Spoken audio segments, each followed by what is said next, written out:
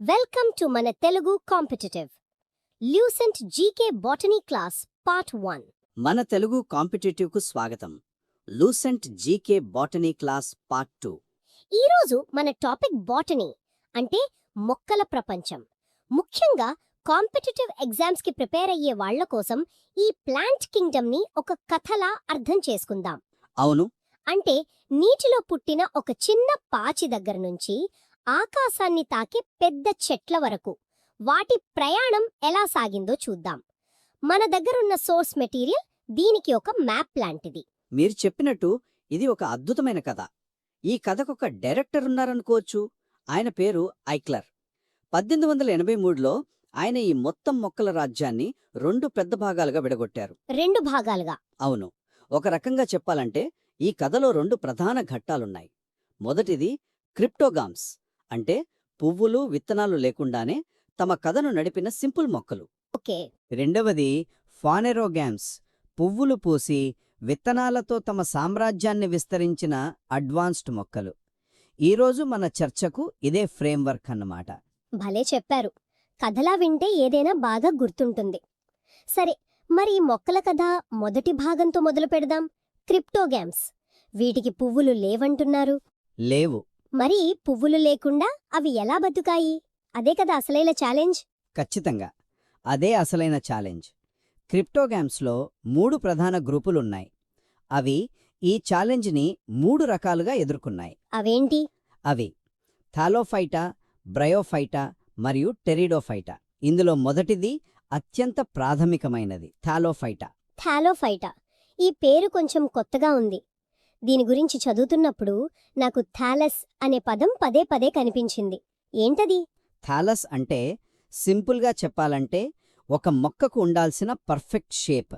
అంటే వేర్లు, కాండం, ఆకులు అనే తేడా ఏమీ ఉండదు. ఓ! జస్ట్ ఒక ఆకుపచ్చని ముద్దలాగా లేదా ఒక పల్చని పొరలాగా ఊహించుకోండి. అదే థాలస్. మొక్కల ప్రపంచంలో ఇదొక బేసిక్ మోడల్ అన్నమాట. ఓకే. అందుకే ఈ థాలస్ నిర్మాణమున్న మొక్కలన్నింటినీ థాలోఫైటా గ్రూప్లో పెట్టారు. వీటికి మనలాగా ఆహారాన్ని, నీటిని రవాణా చేయడానికి పైపుల్లాంటి వ్యవస్థ, అంటే కండక్టింగ్ టిష్యూ కూడా ఉండదు. ఓకే, అంటే ఇవి మొక్కల ప్రపంచంలో ఆల్టో కార్ లాంటివన్నమాట. Basic model. ఈ థాలోఫైటాలో మళ్ళీ 2 రకాలున్నాయి కదా. శైవలాలు అంటే ఆల్గే, పిన్ని శిలీంధ్రాలు ఫంగి. అవును. ముందుగా శైవాలాలు అంటే ఆల్గే గురించి చూద్దాం. వీటి అధ్యయనాన్ని ఫైకాలజీ అంటారు. ఫైకాలజీ. వీటి స్పెషాలిటీ ఏంటంటే వీటిలో క్లోరోఫిల్ ఉంటుంది. అంటే సూర్యరశ్మిని వాడుకుని తమ ఫుడ్ని తామే తయారు చేసుకోగలవు. ఆహా, అంటే ఓన్ ఫుడ్ ప్రిపేర్ చేసుకుంటాయన్నమాట. అందుకే వీటిని స్వయం పోషకాలు అంటారు. కరెక్ట్. ఆటోట్రాఫిక్. మనకు తెలిసిన పాచి అంతా ఈ గ్రూప్కి చెందిందే. నాకు ఆసక్తిగా అనిపించిన ఒక విషయం ఏంటంటే ఈ సింపుల్ పాచి మొక్కలు మన జీవితంలో ఎంత ముఖ్యమో. ఆహారంగా, ఎరువుగా, చివరికి అంతరిక్షంలో లైఫ్ సపోర్ట్ సిస్టమ్గా కూడా ఉపయోగపడతాయి. మీరు చాలా ముఖ్యమైన పాయింట్ చెప్పారు. ఉదాహరణకు జపాన్ లాంటి దేశాల్లో పోర్ఫిరా, సర్గాసం వంటి శైవలాలను ఆహారంగా తింటారు. అవునా? అలాగే వ్యవసాయంలో నాస్టాక్, అనబానా వంటి నీలి ఆకుపచ్చ శైవలాలు గాలిలోని నైట్రోజన్ను నేలలోకి పంపి సహజమైన ఎరువులుగా పనిచేస్తాయి. నేను స్పేస్ ఆల్గే గురించి చదివినప్పుడు చాలా ఆశ్చర్యపోయాను.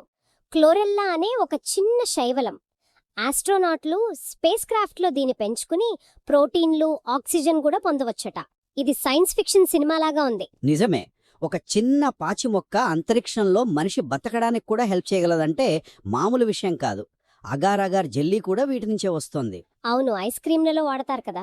అవును, ఐస్ క్రీంలు, జెల్లీలు ల్యాబ్లలో కూడా వాడతారు. ఇక థాలోఫైటాలో 2వ గ్రూప్ శిలీంధ్రాలు, అంటే ఫంగై. వీటి అధ్యయనాన్ని మైకాలజీ అంటారు. ఇవి శైవలాలకు పూర్తి ఆపోజిట్. ఆపోజిట్ అంటే ఎలా? శిలీంధ్రాలలో క్లోరోఫిల్ ఉండదు. కాబట్టి అవి తమ ఆహారాన్ని తాము తయారు చేసుకోలేవు. ఓ, ఓకే. కుళ్ళిపోతున్న పదార్థాల మీద లేదా ఇతర జీవుల మీద ఆధారపడి బతుకుతాయి. పొట్టగొడుగులు, బూజు ఇవన్నీ ఈ కోవకే వస్తాయి. అంటే వాటి సెల్ వాల్ కూడా వేరేగా ఉంటుందా? కరెక్ట్. వాటి కణకవచం సెల్వాల్ చిటిన్ అనే పదార్థంతో తయారై ఉంటుంది.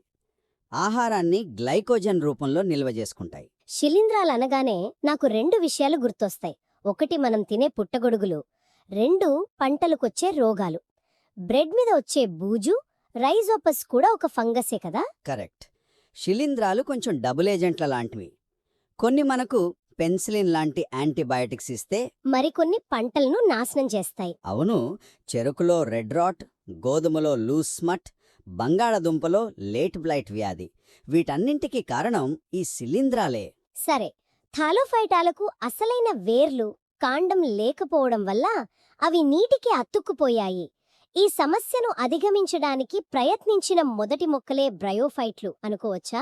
అద్భుతంగా కనెక్ట్ చేశారు. అదే అసలైన కారణం. అందుకే వాటిని ఉభయచరాలు అంటారని నేను చదివాను. కరెక్టేనా? మీరు చెప్పింది 100కి 100 పాళ్ళు కరెక్ట్. బ్రయోఫైటాలు భూమి మీదకొచ్చిన మొదటి మొక్కలు. కానీ అవి ప్రత్యుత్పత్తి జరుపుకోవాలంటే నీరు తప్పనిసరి. నీరెందుకు? వాటి శుక్రకణాలు నీటిలో ఈదుకుంటూ వెళ్ళి అండంతో కలవాలి. అంటే జీవితం నేలమీద, కాని పెళ్లి మాత్రం నీళ్లలోనే జరగాలి. అందుకే వీటిని వృక్షరాజ్య ఉభయచరాలు అంటారు.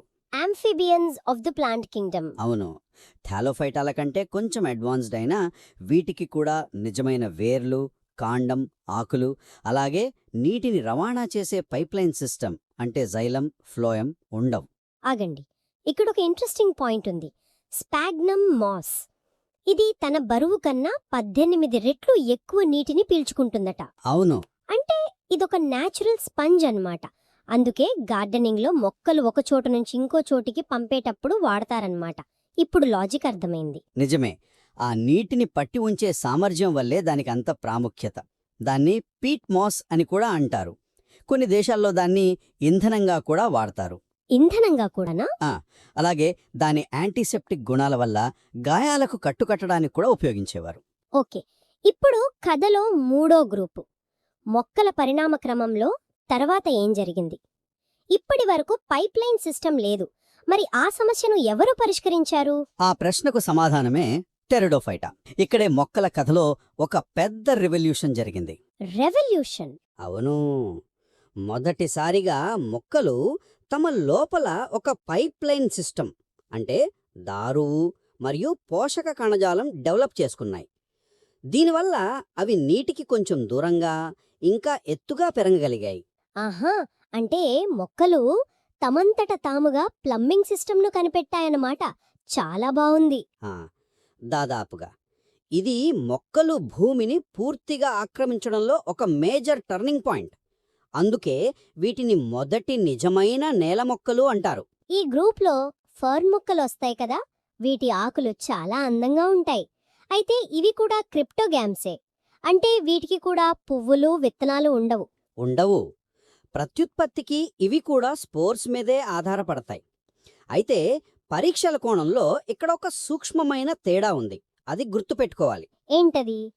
టెరిడోఫైట్లకు పైప్లైన్ సిస్టమ్ ఉన్నప్పటికీ అది కొంచెం పాత మోడల్. వాటి దారువులో వెసల్స్ అనే అడ్వాన్స్డ్ పైపులు, పోషక కణజాలంలో కంపానియన్ సెల్స్ అనే సహాయక కణాలు ఉండవు. కంపానియన్ సెల్స్ అంటే ఏంటి? అవి పోషక కణజాలాన్ని నడిపించే కణాలకు పర్సనల్ అసిస్టెంట్ల లాంటివి.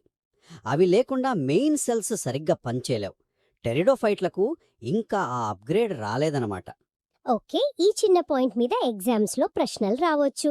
సరే, ఇప్పటిదాకా మనం మొక్కల కథలో మొదటి భాగాన్ని పూర్తి చేశాం. మరి తర్వాత వచ్చిన అతిపెద్ద మార్పు ఏంటి? What was the next big thing?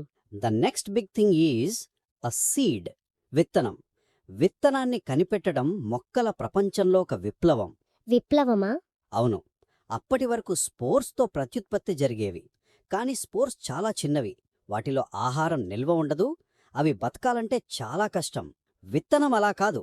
అదొక పక్కా ప్లాన్తో కూడిన ప్యాకేజ్. దానిలో ఒక చిన్న మొక్క, దానికి కావలసిన ఆహారం, చుట్టూ ఒక రక్షణ కవచం ఉంటాయి. అద్భుతం. ఈ విత్తనాలను ఉత్పత్తి చేసే మొక్కలనే ఫానెరోగామ్స్ అంటాం, కరెక్టేనా? ఖచ్చితంగా. సో ఇప్పుడు మనం కథలో 2వ భాగంలోకి వచ్చాం, ఫనెరోగామ్స్. ఇందులో కూడా 2 గ్రూపులున్నాయి, జిమ్నోస్పర్మ్లు, యాంజియోస్పర్మ్లు. ముందుగా జిమ్నోస్పర్మ్ల గురించి మాట్లాడుకుందాం. ఈ పేరులోనే నగ్న విత్తనాలు అని ఉంది. అవును, నేకెడ్ సీడ్స్. విత్తనం బయట ఉండటం అనేది ఒక రకంగా ప్రమాదం కదా. పండు లోపల భద్రంగా లేకపోతే నష్టం జరగదా? మరి ఈ మొక్కలు ఎలా సక్సెస్ అయ్యాయి? మంచి ప్రశ్న. ఇది పరిణామ క్రమంలో ఒక ప్రయోగం లాంటిది. పండు అనే కాన్సెప్ట్ రాకముందు విత్తనాలను నేరుగా గాలికి వదిలేశాయి. ఈ విత్తనాలు కోన్ లాంటి నిర్మాణాలపై ఉంటాయి. పైన్ కోన్స్ లాగా? అవును, మీరు పైన్ చెట్ల కోన్స్ని చూసే ఉంటారు. అవి గాలి ద్వారా పరాగ సంపర్కం జరుపుకుంటాయి. ప్రమాదమున్నప్పటికీ ఆ కాలంలో అవే అత్యంత అభివృద్ధి చెందిన మొక్కలు. అందుకే డైనోసార్ల కాలంలో భూమిని ఏలినవి ఈ జిమ్నోస్పర్మ్లే. వావ్! డైనోసార్ల కాలం నాటి మొక్కలన్నమాట. వీటి గురించి చదువుతుంటే కొన్ని నమ్మలేని నిజాలు తెలిసాయి. ప్రపంచంలో అత్యంత పొడవైన చెట్టు సిక్వోయా గిగాంటియా ఈ గ్రూప్కి చెందిందేనట. 120 మీటర్ల ఎత్తు, అంటే దాదాపు 40 అంతస్తుల బిల్డింగ్ అంత ఎత్తు. నిజమే. అలాగే ప్రపంచంలోనే అత్యంత చిన్న జిమ్నోస్పర్మ్ జామియా పిగ్మియా కూడా ఉంది. అంతేకాదు, ఈ గ్రూప్లో సజీవ శిలాజాలు అని పిలిచే మొక్కలు కూడా ఉన్నాయి. లివింగ్ ఫాసిల్స్ అంటే అవి కొన్ని కోట్ల సంవత్సరాలుగా ఎలాంటి మార్పు చెందకుండా ఇంకా బతికే ఉన్నాయి. సైకాస్, గింగో బిలోబా దీనికి మంచి ఉదాహరణలు. సైకాస్ని మనం గార్డెన్లలో చూస్తుంటాం. దాని కాండం నుంచి సగ్గుబియ్యం తీస్తారని తెలిసింది. అందుకే దాన్ని సాగోపామ్ అంటారట. అవును, వాటి ఆర్థిక ప్రాముఖ్యత కూడా చాలా ఎక్కువ. ఫర్నిచర్కి పైన్, డియోడార్ కలప, అలాగే పైన్ నుంచి టార్పిన్ ఆయిల్ వస్తుంది. ఓకే, ఇక ఇప్పుడు మనం మొక్కల కథలో క్లైమాక్స్కి వస్తున్నాం. అత్యంత విజయవంతమైన, ప్రస్తుతం భూమిని ఏలుతున్న మొక్కల గ్రూప్ యాంజియోస్పర్మ్లు. అవును, యాంజియోస్పర్మ్స్. ఈ ఒక్క చిన్న మార్పుతో ఇవి ప్రపంచాన్ని ఎలా ఆక్రమించగలిగాయి? ఆ మార్పు చిన్నది కాదు, చాలా పెద్దది. పండు అనేది ఒక అద్భుతమైన ఆవిష్కరణ. పక్షులను, జంతువులను ఆకర్షించి వాటి ద్వారా విత్తనాలను చాలా దూర ప్రాంతాలకు వ్యాపింపజేయగలిగాయి. ఆహా, అలాగే వీటిలో పువ్వులు ఉండడం వల్ల కీటకాల ద్వారా పరాగ సంపర్కం జరుపుకోవడం చాలా సులభమైంది. ఈ 2 కారణాల వల్ల యాంజియోస్పర్ములు భూమి మీద అత్యంత విజయవంతమైన మొక్కలుగా మారాయి. మనం చూసే గడ్డి మొక్క నుండి పెద్ద మామిడి చెట్టు వరకు దాదాపు అన్నీ ఈ గ్రూప్కి చెందినవే అన్నమాట. అవును, 90% మొక్కలు ఈ గ్రూప్వే. ఈ యాంజియోస్పర్మ్స్ను మళ్లీ 2గా విభజించారు.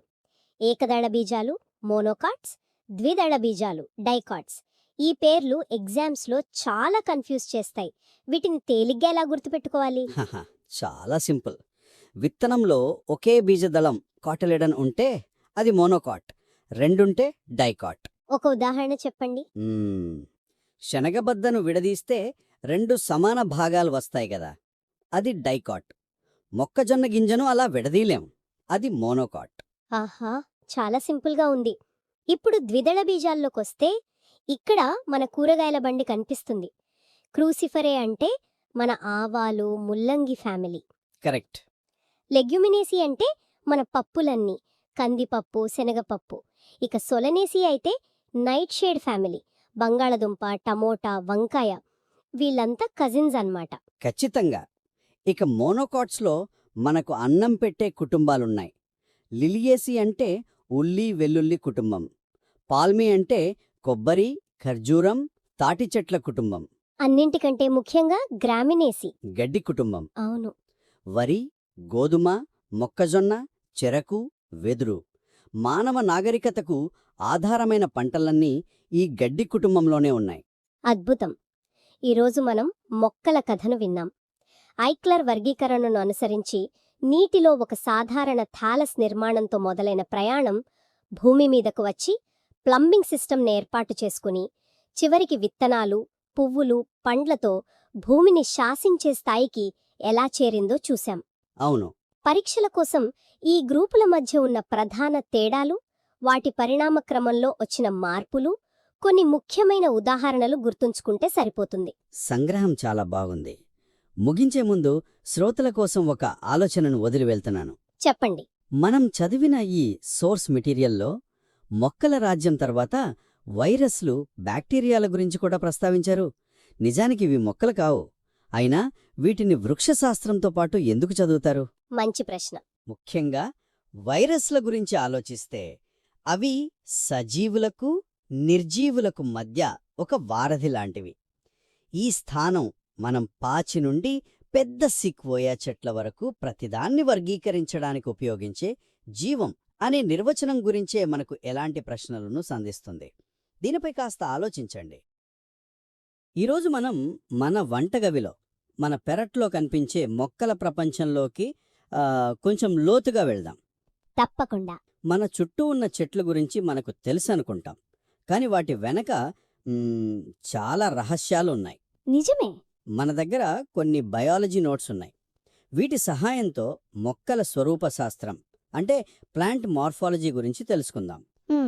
ఉదాహరణకు, మనం ఇష్టంగా తినే బంగాళదుంప నిజానికి వేరు కాదని, అది ఒక కాండమని తెలిస్తే ఆశ్చర్యంగా ఉంటుంది కదా. చాలా మందికి తెలియని విషయం అది. ఇలాంటి ఎన్నో ఆశ్చర్యకరమైన విషయాలను ఛేదిద్దాం. సరే, దీన్ని విడమరిచి చూద్దాం. ఖచ్చితంగా. ఇది ఒక డిటెక్టివ్ కథ లాంటిది. మొక్క యొక్క ఆకులు, పువ్వులు, వేర్ల ఆకారాలను చూసి అది ఎలా జీవిస్తోందో దాని కథేమిటో చెప్పడమే మార్ఫాలజీ. Plant detective. అవును. ఈ నోట్స్ మనకు ఆ క్లూస్ని అందిస్తాయి. మనం వేర్ల నుండి మొదలుపెట్టి పండు వరకు ప్రతి భాగం చేసే అద్భుతమైన పనుల వెనుక ఉన్న సైన్స్ను అర్థం చేసుకోబోతున్నాం. ఇది బట్టి పట్టడం కాదు, ప్రకృతి డిజైన్ను అర్థం చేసుకోవడం.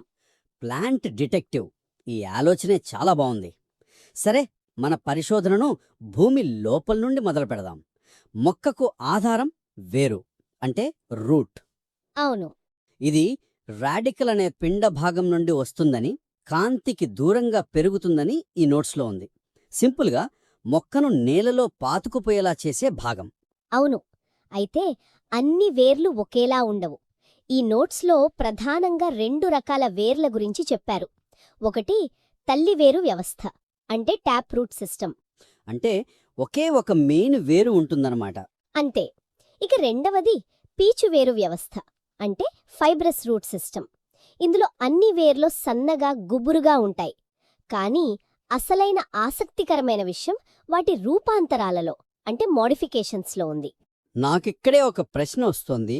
మనం కూరగాయల్లో వాడే క్యారెట్, ముల్లంగి, బీట్రూట్ ఇవన్నీ వేర్లే కదా. అవును, అన్ని వేర్లే. కానీ అన్నీ వేర్వేరు ఆకారాల్లో ఉంటాయి. క్యారెట్ ఏమో శంఖువులా కోనికల్గా ఉంటుంది. బీట్రూట్ కుండల, నాపిఫామ్ అంటారు, అలా ఉంటుంది. ముల్లంగి ఫ్యూజిఫామ్. అవును. ఈ ఆకారాల వెనక ఏదైనా కారణముందా, లేక అది యాదృచ్ఛికమా? అద్భుతమైన ప్రశ్న. యాదృచ్ఛికం అస్సలు కాదు. ఇక్కడే మనకు అసలైన ఇన్సైట్ దొరుకుతుంది. The form is dictated by function. అంటే ఆకారం దాని పనిని బట్టి ఉంటుందన్నమాట. కరెక్ట్. ఇవి ప్రకృతి చేసిన అద్భుతమైన ఇంజనీరింగ్ పరిష్కారాలు. క్యారెట్ యొక్క కోనికల్ షేప్ గట్టి నేలలోకి కూడా సులభంగా చొచ్చుకుపోవడానికి, అదే సమయంలో ఆహారాన్ని నిల్వ చేయడానికి సహాయపడుతుంది. ఓ! అలాగే బీట్రూట్ గుండ్రటి ఆకారం తక్కువ లోతులోనే ఎక్కువ పరిమాణంలో ఆహారాన్ని నిల్వ చేయడానికి వీలు కల్పిస్తుంది. సో ప్రకృతి కేవలం వెరైటీ కోసం వేరువేరు ఆకారాలు సృష్టించలేదు. ప్రతి మొక్క తన అవసరాలకు అనుగుణంగా తనను తాను మలుచుకుంటుంది. ఎగ్జాక్ట్లీ. వావ్! అంటే ప్రతి కూరగాయ ఆకారం వెనుక ఒక సర్వైవల్ స్ట్రాటజీ ఉందన్నమాట. ఇది నిజంగా అద్భుతం. సరే, ఇప్పుడు మనం భూమి లోపలి యాంకర్ని చూశాం.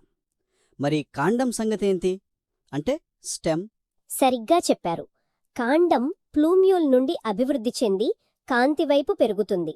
అందుకే దీన్ని పాజిటివ్లీ ఫోటోట్రోపిక్ అంటారు. అంటే కాంతిని ప్రేమించేదే. అవును.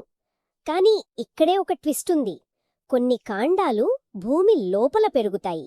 వాటిని భూగర్భ కాండాలు లేదా అండర్గ్రౌండ్ స్టెమ్స్ అంటారు. ఒక్క నిమిషం, ఇక్కడే నాకు కొంచెం కన్ఫ్యూజన్ ఉంది. భూమి లోపల పెరిగేది ఏదైనా వేరు కదా. బంగాళదుంప, అల్లం, పసుపు ఇవన్నీ భూమి లోపల దొరుకుతాయి. అంటే అవన్నీ వేర్లు కావా? చాలామందికొచ్చే సందేహం ఇది. కాని అవి వేర్లు కావు.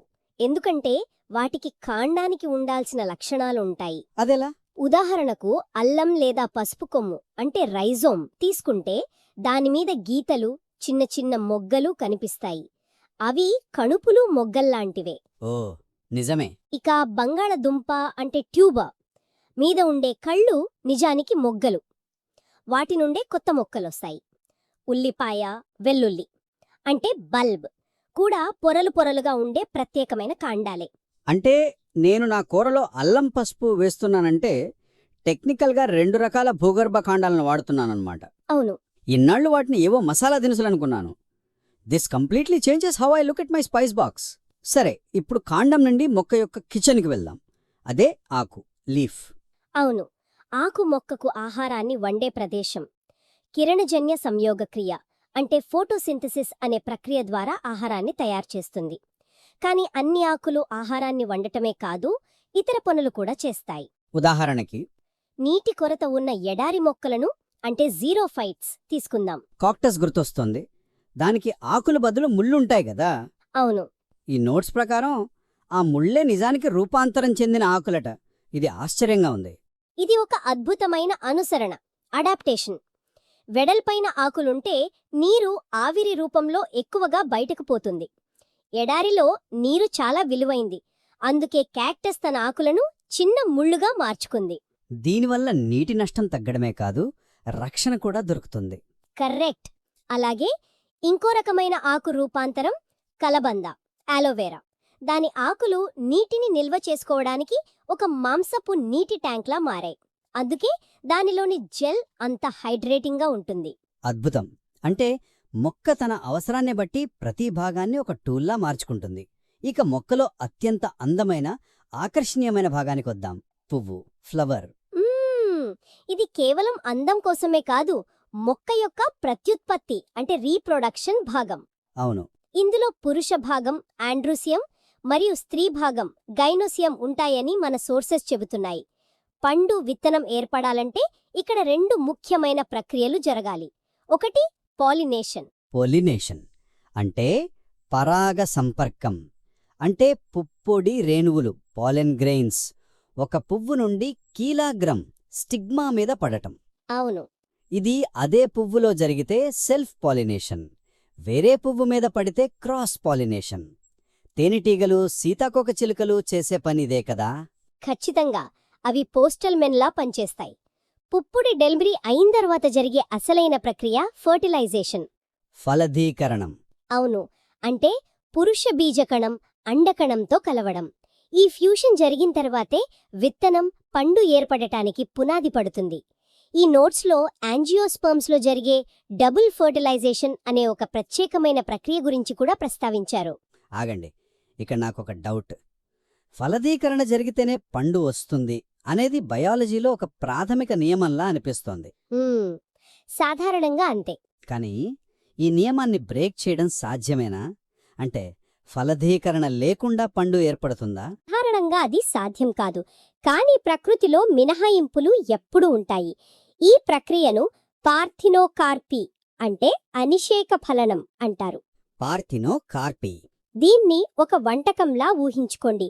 ఫలదీకరణ అనేది సరే ఇప్పుడు పండును తయారు చెయ్యి అని మొక్కకు చెప్పే ఒక ముఖ్యమైన స్టెప్ లాంటిది.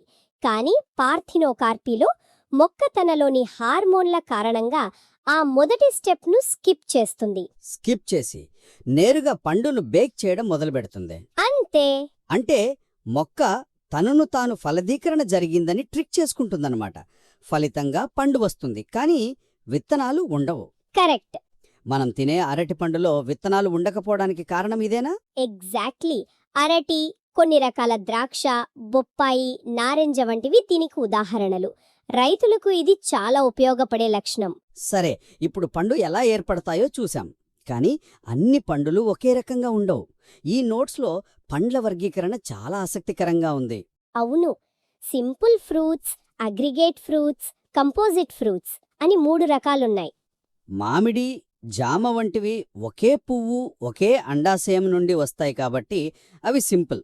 కానీ స్ట్రాబెర్రీ లేదా సీతాఫలం లాంటి వాటి సంగతేంటి? వాటి మీద చాలా చిన్న చిన్న భాగాలుంటాయి. అవి అగ్రిగేట్ ఫ్రూట్స్.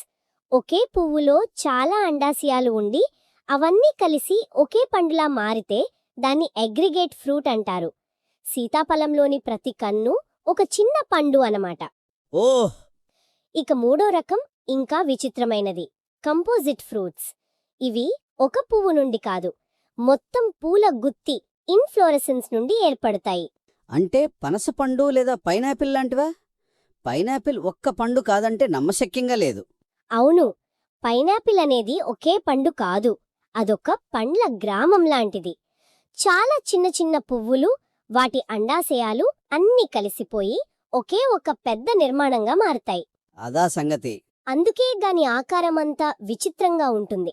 నిజానికి ఇలాంటి చిన్న చిన్న వివరాలే చాలా కాంపిటేటివ్ ఎగ్జామ్స్లో అడుగుతుంటారు. అందుకే మన తెలుగు కాంపిటేటివ్ ఛానల్లో ఇలాంటి అంశాలపై ఇంకా లోతైన విశ్లేషణలు అందిస్తుంటాం. ఆసక్తి ఉన్నవాళ్లు అక్కడ ఫాలో అవ్వచ్చు. తప్పకుండా. సరే, ఈ వర్గీకరణతో పాటు ఫాల్స్ ఫ్రూట్స్ లేదా అనృత ఫలాలు అనే ఇంకో కాన్సెప్ట్ కూడా ఉంది. నిజాయితీగా చెప్పాలంటే ఇది వినడానికి కొంచెం పెరియారంగా ఉంది, దొంగ పండు అన్నట్టుగా. దొంగ పండు కాదుగాని కొంచెం మోసం చేసే పండు అనుకోవచ్చు. అంటే సాధారణంగా పండు అనేది పువ్వులోని అండాశయం అంటే ఓవరీ నుండి మాత్రమే అభివృద్ధి చెందాలి. కాని కొన్ని మొక్కలలో అండాశయంతో పాటు పువ్వులోని ఇతర భాగాలు, ముఖ్యంగా పుష్పాసనం అంటే థాలమస్ కూడా ఉబ్బి పండులో ప్రధాన భాగంగా మారుతుంది. ఓకే, అంటే యాపిల్, పియర్ వంటివి ఈ కోవాకే వస్తాయా? కానీ అవి చూడ్డానికి, తినడానికి అచ్చం పండ్లలాగే ఉంటాయి కదా. అవును, ఉంటాయి. దీన్ని ఫాల్స్ ఫ్రూట్ అనడం వల్ల ఏమైనా ప్రయోజనముందా, లేక ఇది కేవలం బొటానిస్టులు వాడే పదమా? ఇది అకాడమిక్గా అనిపించినా దీని వెనుక ఒక ముఖ్యమైన విషయం ఉంది. మొక్కలు పండ్లను సృష్టించడానికి ఒకే పద్ధతికి పరిమితం కాలేదని ఇది చెబుతుంది. అవి చాలా అడాప్టబుల్. అర్థమైంది. ఈ విషయం అర్థం చేసుకోవడం వల్లే శాస్త్రవేత్తలు కొత్త రకాల పంటలను సృష్టించగలుగుతున్నారు. సో మనం తినేటప్పుడు తేడా తెలియకపోవచ్చు, కాని మంచి ఆహారాన్ని పండించడానికి ఈ జ్ఞానం చాలా అవసరం. ఓ, అర్థమైంది. అంటే మనం యాపిల్ తింటున్నప్పుడు మనం తినే జ్యూసీ భాగం అండాశయం కాదు, ఉబ్బిన పుష్పాసనం అన్నమాట. కరెక్ట్. ఇది తెలిసాక యాపిల్ని చూసే దృక్కోణమే మారిపోతుంది. దీన్ని బట్టి ఆలోచిస్తే మనం తినే ప్రతి పండులో ఏ భాగాన్ని తింటున్నామో కూడా ముఖ్యం కదా. చాలా ముఖ్యం. ఈ నోట్స్లో దానికోసం ఒక టేబుల్ కూడా ఇచ్చారు. ఉదాహరణకు మామిడిలో మనం తినేది మధ్య ఫలకవచం లేదా మీసోకార్ప్. మీసోకార్ప్. అదే కొబ్బరిలో మనం తినే తెల్లటి కొబ్బరి, తాగే నీళ్లు రెండూ ఎండోస్పర్మ్ అంటే విత్తనానికి ఆహారం. ఓ, అలాగా. జామ, ద్రాక్ష వంటి వాటిలో మొత్తం పండునే తినేస్తాం, అంటే ఫలకవచం, విత్తనాలు అన్నీ కలిపి. అద్భుతం. ఇక ఈ నోట్స్ చివర్లో కొన్ని వేగవంతమైన, ఆసక్తికరమైన నిజాలు, క్విక్ ఫ్యాక్ట్స్ కూడా ఉన్నాయి. వేపగింజలలో సహజమైన పురుగుమందుల లక్షణాలు ఉన్నాయనుంది. అవును, అందుకే వాటిని ఆర్గానిక్ వ్యవసాయంలో వాడతారు. అలాగే మనల్ని ఉదయాన్నే నిద్రలేపే కాఫీ, కోకోలో ఉండేది కెఫిన్ అనే ఆల్కలాయిడ్. ఇక మిరపకాయలు అంత కారంగా ఉంటానికి కారణం అందులో ఉండే కాప్సైసిన్. అవును, కాప్సైసిన్ అనే రసాయనం. ఇవన్నీ మొక్కలు తమను తాము రక్షించుకోవడానికి ఉత్పత్తి చేసే రసాయనాలన్నమాట. అంతే. మొత్తానికి ఈరోజు మనం ఒక మొక్కను పూర్తిగా స్కాన్ చేశాం. భూమి లోపల వేర్ల యొక్క ఇంజనీరింగ్ నుండి మొదలుపెట్టి బంగాళదుంప ఎందుకు కాండమో, కాక్టస్ ముళ్ళు ఎందుకు ఆకులో తెలుసుకున్నాం. ఆహార నిల్వ, నీటి పొదుపు, రక్షణ కోసం మొక్కలు తమ భాగాలను ఎలా మార్చుకుంటాయో చూశాం. అవును, పువ్వు నుండి పండు ఏర్పడే అద్భుతమైన ప్రక్రియను, అంటే పాలినేషన్, ఫర్టిలైజేషన్ దగ్గరనుంచి విత్తనాలు లేకుండా పండ్లను ఇచ్చే పాథినోకార్పీ వరకు అన్నింటినీ చర్చించాం. సింపుల్, అగ్రిగేట్, కాంపోజిట్ పండ్ల మధ్య తేడాను, యాపిల్ ఎందుకు ఫాల్స్ ఫ్రూట్ అనే రహస్యాన్ని కూడా ఛేదించాం. అవును. ఈ మొత్తం చర్చలో మనం నేర్చుకోవాల్సిన ముఖ్యమైన పాఠం ఒక్కటే: ప్రకృతిలో ప్రతి నిర్మాణానికి ఒక ప్రయోజనం ఉంటుంది, ప్రతి ఆకారానికి ఒక కారణం ఉంటుంది. ఇప్పుడు శ్రోతల కోసం ఒక ఆలోచన. ఈ నోట్స్ ఫాల్స్ ఫ్రూట్స్ గురించి చెప్పాయి, అంటే అండాశయం కాకుండా పుష్పాసనం వంటి ఇతర భాగాలు పండుగా మారడం. దీన్ని బట్టి ఆలోచిస్తే ఈ విస్తారమైన మొక్కల రాజ్యంలో మనం చర్చించుకున్నవి కాకుండా ఒక భాగం యొక్క పనిని అనుకరించే ఇతర మొక్కల భాగాలు ఏమైనా ఉండవచ్చా? ఆసక్తికరమైన ప్రశ్న. ఉదాహరణకు వేర్లలా పనిచేసే ఆకులు లేదా కిరణజన్య సంయోగక్రియ జరిపే కాండాలు ఉండవచ్చా? ఈ ప్రశ్న మనల్ని మొక్కల ప్రపంచాన్ని అనుసరణ అంటే అడాప్టేషన్ మరియు కార్యాచరణ ఫంక్షనాలిటీ అనే కొత్త కోణంలో చూడటానికి ప్రోత్సహిస్తుంది.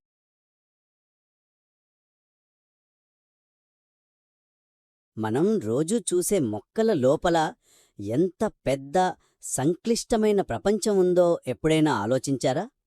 ఒక చిన్న విత్తనం నుంచి ఆకాశాన్నంటే మహావృక్షం ఎలా తయారవుతుంది? నిజమే. మనం పైకి చూసేది చాలా ప్రశాంతంగా నిశ్చలంగా ఉన్న ఒక మొక్కనే. కాని దాని లోపల ప్రతి క్షణం లక్షలాది కణాలతో ఒక పెద్ద నగరం నడుస్తున్నట్టే ఉంటుంది. వావ్! నగరమంటారా? బావుందా పోలిక? ఈరోజు మన ముందున్న ఈ బయాలజీ నోట్స్ ఆ నగరం యొక్క మ్యాప్ లాంటివి అన్నమాట. సరిగ్గా చెప్పారు. ఈరోజు మన అన్వేషణ ఈ నగరం యొక్క నిర్మాణ రహస్యాలను ఛేదించడమే. అంటే మొక్కల కణజాలాలు లేదా ప్లాంట్ టిష్యూస్ గురించి లోతుగా తెలుసుకుందాం. మంచిది. ఈ నోట్స్ను ఉపయోగించి మొక్కలు ఎలా పెరుగుతాయి, ఎలా నిలబడతాయి, వాటి శరీరంలో నీరు, ఆహారం ఎలా ప్రయాణిస్తాయో అర్థం చేసుకోవడమే మన లక్ష్యం. అయితే ఇక మొదలు పెడదాం. అసలు కణజాలం లేదా టిష్యూ అనే పదానికి అర్థమేంటి? అంటే ఈ నోట్స్ ప్రకారం చూస్తే ఒకే రకమైన మూలం, నిర్మాణం, ఉమ్, అంతేకాదు ఒకే పని చేసే కణాల సమూహం అన్నమాట. ఆ, ఓకే. నిర్వచనం అయితే చాలా సింపుల్గానే ఉంది. నిర్వచనం సింపుల్గానే ఉన్నా ఇక్కడే అసలు కథ మొదలవుతుంది. ఈ నోట్స్లో ఒక చార్ట్ ఇచ్చారు, చూసారా? అవును, చూశాను. దాని ప్రకారం మొక్కల కణజాలాలను ప్రాథమికంగా 2 పెద్ద గ్రూపులుగా విభజించారు. ఓ, అవేంటి? ఒకటి నిరంతరం పెరుగుదలకు కారణమయ్యే మెరిస్టమాటిక్ కణజాలం. మెరిస్టమాటిక్. రెండవది పెరుగుదల ఆగిపోయి ప్రత్యేకమైన పనులను స్వీకరించిన పర్మనెంట్ కణజాలం. ఆసక్తికరంగా ఉంది. అంటే విభజన చెందేవి, విభజన ఆగిపోయినవి అనే 2 రకాలు. ఖచ్చితంగా. ఈ విభజన ఆ కణాలకు విభజన చెందే శక్తి ఉందా లేదా అనే దానిపైనే ఆధారపడి ఉంటుంది. ఓకే. అయితే మొదటగా ఆ మెరిస్టమాటిక్ టిష్యూ గురించి మాట్లాడదాం. దీనిని మొక్క యొక్క గ్రోత్ ఎంజిన్ అనొచ్చేమో? అనొచ్చు. మొక్క నిర్మాణ ప్రదేశమని కూడా చెప్పొచ్చు. ఎందుకంటే ఈ నోట్స్లో చెప్పినట్టు ఈ కణాలకు నిరంతరం విభజన చెందే సామర్థ్యం ఉంటుంది. అంటే మొక్క బతుకున్నంతకాలం ఈ కణాలు విభజన చెందుతూనే ఉంటాయన్నమాట. అవును. ఇక్కడే మొక్కలకో జంతువులతో ఉన్న ఒక ప్రాథమిక తేడా కనిపిస్తుంది.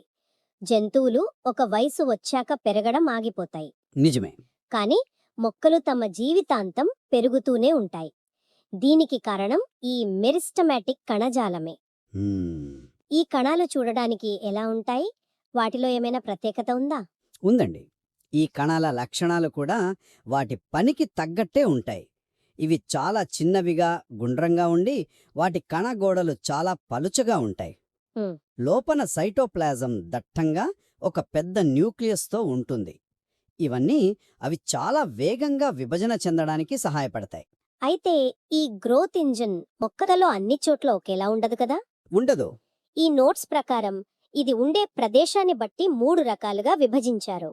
ఏపికల్, లాటరల్ మరియు ఇంటర్కాలరీ. అవును. ముందుగా ఏపికల్ మెరిస్టెమ్.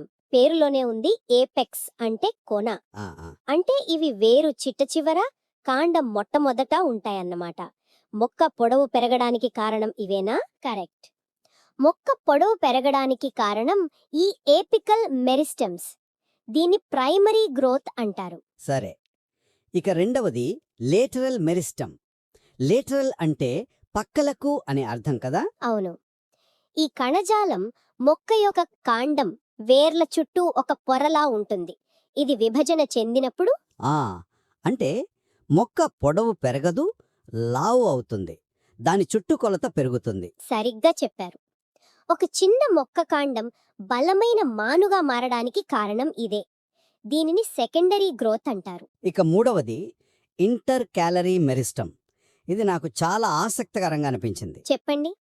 ఇది శాశ్వత కణజాలాల మధ్యలో, ముఖ్యంగా గడ్డిలాంటి మొక్కలలో కణుపుల దగ్గర ఉంటుందట. అవును. ఇక్కడ ఒక ఉదాహరణ కూడా ఇచ్చారు. జంతువులు గడ్డిని పైనుంచి మేసినప్పుడు, అంటే దాని ఏపికల్ మెరిస్టమ్ను తినేసినా కూడా గడ్డి మళ్ళీ కింది నుంచి వేగంగా పెరుగుతుంది. అదెలా సాధ్యం? ఈ ఇంటర్ క్యాలరీ మెరిస్టమ్ సహాయంతోనే. ఇది మనుగడ కోసం మొక్కలు ఏర్పరచుకున్న ఒక అద్భుతమైన అడాప్టేషన్. అంటే ఇది ఒక రకమైన సీక్రెట్ వెపన్ లాంటిదా? గడ్డి జాతి మొక్కలకు ఇది సీక్రెట్ వెపన్ లాంటిదే. అందుకే ఫుట్బాల్ గ్రౌండ్లో గడ్డిని ఎంత కత్తిరించినా అది మళ్ళీ వేగంగా పెరుగుతుంది. ఆ, ఇప్పుడు అర్థమైంది. అది ఈ ఇంటర్ క్యాలరీ మెరిస్టమ్ చలవే అన్నమాట. అవును. ఇది ఒక రకంగా మొక్క యొక్క బ్యాకప్ గ్రోత్ సిస్టమ్. అయితే ఒక చిన్న ప్రశ్న. అన్ని మొక్కలు గడ్డిలా ఎందుకు మళ్ళీ పెరగవు? మనం గులాబీ మొక్కను పైనుంచి కత్తిరిస్తే అది పక్కనుంచి చిగురుస్తుంది కానీ కింది నుండి కాదు. ఎందుకలా? చాలా మంచి ప్రశ్న. దీనికి కారణం ఆ మొక్కల నిర్మాణంలో తేడా ఉండటమే. ఓ, గడ్డిజాతి మొక్కలైన మోనోకాట్స్లో ఈ ఇంటర్ క్యాలరీ మెరిస్టమ్ చాలా చురుగ్గా ఉంటుంది. కానీ గులాబీ లాంటి డైకాట్ మొక్కలలో పెరుగుదల ప్రధానంగా ఏపికల్ మరియు లేటరల్ మెరిస్టమ్స్ నుండే జరుగుతుంది. అంటే పై కొనను కత్తిరించినప్పుడు పక్కనున్న మొగ్గలు యాక్టివ్ అవుతాయన్నమాట. అవును, అప్పుడు కొత్త కొమ్మలు వస్తాయి. ప్రకృతిలో ప్రతి మొక్క తన మనుగడ కోసం వేరువేరు వ్యూహాలను అనుసరిస్తుంది. అర్థమైంది. అంటే మొక్క మొత్తం ఇలా నిరంతరం పెరుగుతూనే ఉండదు కదా. కొన్ని భాగాలు పెరగడం ఆగిపోయి వేరే పనులు చేయాలి కదా. ఖచ్చితంగా. ఉదాహరణకు ఆకుల్లా ఆహారం తయారు చేయడం లేదా కాండంలా బలంగా నిలబడటం. అవును, అక్కడికే వస్తున్నాం.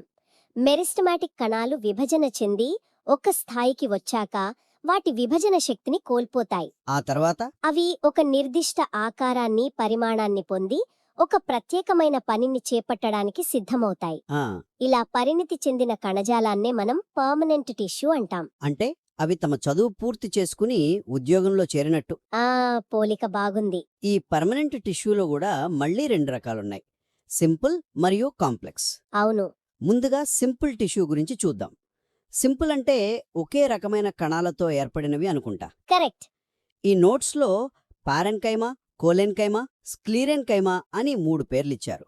ఈ పేర్లు కొంచెం కష్టంగా ఉన్నాయి. పేర్ల గురించి కంగారు పడాల్సిన అవసరం లేదు. వాటి పనిని అర్థం చేసుకుంటే చాలా సులభం. సరే, అయితే వాటి పనులేంటో చెప్పండి. ఈ సింపుల్ టిష్యూస్ని మొక్క యొక్క ఫిల్లింగ్ మరియు సపోర్ట్ స్టాఫ్గా ఊహించుకోవచ్చు. Filling and support staff. Okay. కొన్ని కణజాలాలు ఆహారాన్ని దాచిపెట్టే స్టోరేజ్ రూమ్స్లా పనిచేస్తాయి. ఉదాహరణకు బంగాళాదుంపలో పిండి పదార్థాన్ని నిల్వ చేయడం. హ్మ్, మరికొన్ని ఒక లేత కాండం గాలికి వంగినా విరగకుండా ఉండేలా ఫ్లెక్సిబుల్ సపోర్ట్ ఇస్తాయి.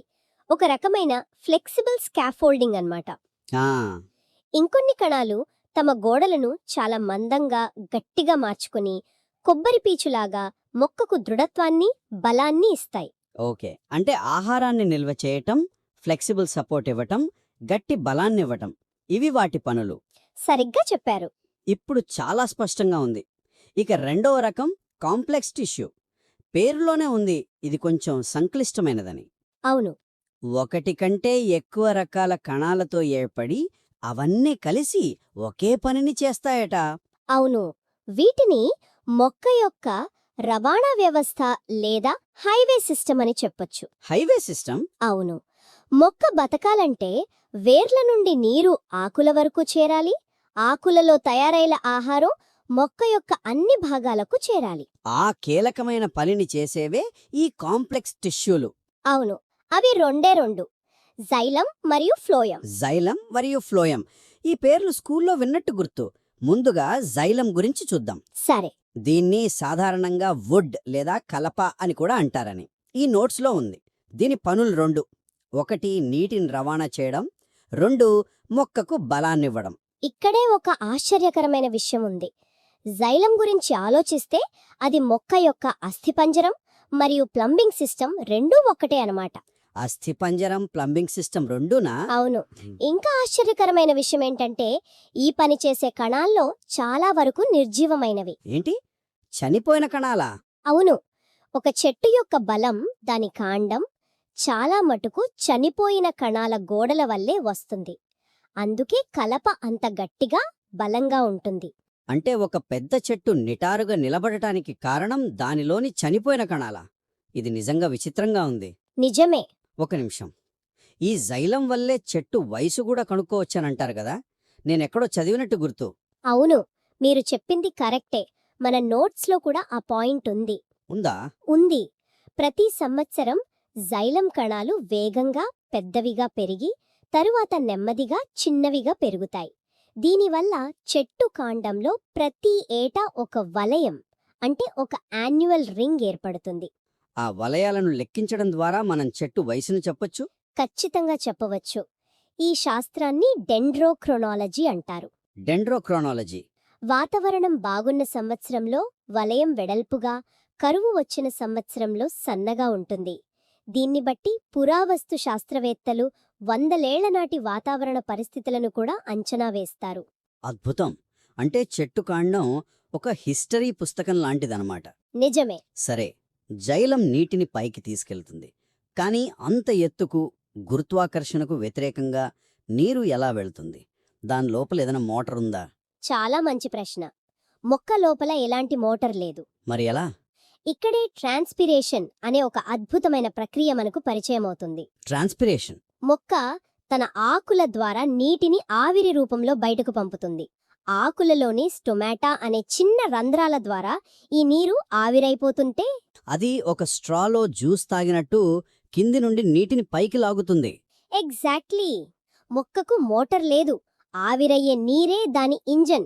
ఈ ప్రక్రియ మొక్కను చల్లగా ఉంచడానికి కూడా సహాయపడుతుంది. వావ్! అంటే నీటిని బయటకు పంపడం ద్వారానే కొత్త నీటిని లోపలికి తీసుకుంటుందన్నమాట. చాలా తెలివైన వ్యవస్థ. అవును. ఇక రెండవ కాంప్లెక్స్ టిష్యూ ఫ్లోయం. దీని పనేమిటి? ఫ్లోయంను మొక్క యొక్క స్విగ్గీ లేదా జొమాటో డెలివరీ సిస్టమ్ అనుకోవచ్చు. డెలివరీ సిస్టమా? అవును. ఆకుల్లో తయారైన ఆహారాన్ని, అంటే చక్కెరలను, ఎవరు ఆకలితో ఉంటే వాళ్లకి, అంటే కొత్తగా పెరుగుతున్న చిగుర్లకు, పండ్లకు, వేర్లకు తీసుకెళ్లి అందిస్తుంది. ఆ, జైలంలాగా కాకుండా ఇది అన్ని వైపులకు వెళ్తుందన్నమాట. అవును. జైలం ఒక వన్-వే రోడ్ లాంటిది. నీటిని కింది నుండి పైకి మాత్రమే తీసుకెళ్తుంది. కాని ఫ్లోయం ఒక టూ-వే రోడ్. ఆహారాన్ని అవసరమైన చోటుకు పైకి గాని కిందికి గాని ఎక్కడికైనా సరఫరా చేస్తుంది. ఈ ఫ్లోయం పనిచేయడానికి కూడా ప్రత్యేకమైన కణాలుంటాయా? ఈ నోట్స్లో కంపానియన్ సెల్స్ అని ఒక పదం కనిపిస్తుంది. అవును. ఫ్లోయంలో ఆహారాన్ని రవాణా చేసే ప్రధాన కణాలను సీవ్ ట్యూబ్స్ అంటారు. వాటికి సొంతంగా న్యూక్లియస్ ఉండదు. ఓ, న్యూక్లియస్ ఉండదా? మరి వాటినెవరు కంట్రోల్ చేస్తారు? అందువల్ల వాటి పక్కనే ఉండే ఈ కంపానియన్ కణాలు వాటికి ఒక పర్సనల్ అసిస్టెంట్ లాగా పనిచేస్తూ వాటి కార్యకలాపాలను నియంత్రిస్తాయి. అంటే ఈ జైలం ఫ్లోయం రెండూ కలిసి మొక్క యొక్క లైఫ్ లైన్ సిస్టమ్ను ఏర్పరుస్తాయి. అవును. ఈ వ్యవస్థ లేకపోతే ఏ మొక్క కొన్ని అంగుళాల కంటే ఎక్కువ పెరగలేదు. ఈరోజు మనం మొక్కల అంతర్గత ప్రపంచంలోకి ఎంత లోతైన ప్రయాణం చేశామో చూడండి. నిజంగా. ఒక చిన్న విత్తనం ఒక మహావృక్షంగా ఎలా మారుతుందనే ప్రశ్నతో మొదలుపెట్టి దాని వెనుకున్న ఇంజనీరింగ్ను అర్థం చేసుకున్నాం. మొక్క జీవితాంతం పెరగడానికి కారణమైన గ్రోత్ ఇంజిన్స్ గురించి తెలుసుకున్నాం. అంతేకాదు, జంతువులు తిన్నా కూడా గడ్డి తిరిగి పెరగడానికి కారణమైన దాని సీక్రెట్ వెపన్ గురించి కూడా తెలుసుకున్నాం. మొక్కకు ఆధారాన్నిచ్చేది దానిలోని నిర్జీవ కణాలని తెలుసుకుని ఆశ్చర్యపోయాం. అవును. ఒక చెట్టు కాండం తన వయసునే కాక ఆ ప్రాంతపు వాతావరణ చరిత్రను కూడా ఎలా దాచిపెడుతుందో చూశాం. నీటిని పైకి లాగడానికి మోటార్ బదులు ట్రాన్స్పిరేషన్ అనే సహజమైన ఇంజిన్ను ఎలా వాడుకుంటుందో, ఆహారాన్ని డెలివరీ చేయడానికి జొమాటో లాంటి వ్యవస్థను ఎలా నడుపుతుందో అర్థం చేసుకున్నాం. ఒక సాధారణ కణాల సమూహం అనే నిర్వచనం నుండి మొదలుపెట్టి ఒక మొక్క లోపల ఎంత సంక్లిష్టమైన వ్యవస్థీకృతమైన నగరం నడుస్తుందో మనకు స్పష్టమైంది. మనం చూసిన ఈ నిర్మాణాలు, వాటి విధులు మొక్కల మనుగడకు ఎంత కీలకమో స్పష్టమవుతోంది. ప్రతి కణం, ప్రతి కణజాలం ఒక నిర్దిష్ట పని కోసం లక్షల సంవత్సరాలుగా పరిణామం చెందే. ఇది మనల్ని ఒక ముఖ్యమైన ప్రశ్న వైపు నడిపిస్తోంది. ఏమిటది? ఆధునిక ప్రపంచంలో మనం ఎదుర్కొంటున్న పర్యావరణ మార్పులు, ఉదాహరణకు పెరుగుతున్న కాలుష్యం, ఉష్ణోగ్రతలు లేదా తీవ్రమవుతున్న నీటి కొరత వంటివి మొక్కలలోని ఈ సున్నితమైన మరియు సంక్లిష్టమైన కణజాల వ్యవస్థలపై ఎలాంటి దీర్ఘకాలిక ప్రభావాన్ని చూపుతాయి? వాటి మనుగడ వ్యూహాలు ఈ మార్పులకు అనుగుణంగా ఎలా మారవచ్చు? ఇది మనం ఆలోచించాల్సిన విషయం.